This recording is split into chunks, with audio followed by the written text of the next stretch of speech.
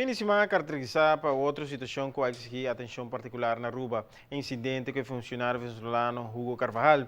Pero não está quita nos vista fora de situação de crise constitucional que a Aruba vive na última semana. O governador estava na Holanda e a volve já sabra. Semana passada está a aprovar uma apoderação de emergência como com exceção de ordenança de contabilidade.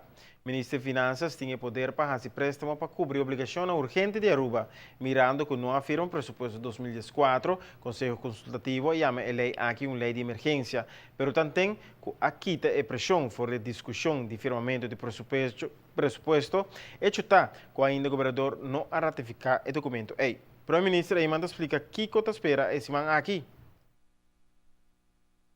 Semana aqui nós espera de por escuta a trove di governador arriba subiscita na Holanda.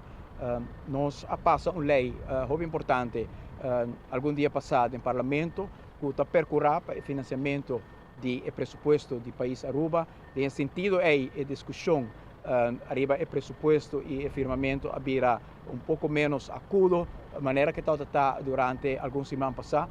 Sin embargo, esta queda algo de princípio que nós está sale fora do ponto de vista que o pressuposto também, mas agora firmar e passar o governador cumpre com sua tarefa também, que tem o pressuposto do país Aruba não está autônomo e tem assim não tem intervenção de nenhum Conselho de Reino ou nenhum governo de outro país, mas Aruba está determinar seu próprio pressuposto.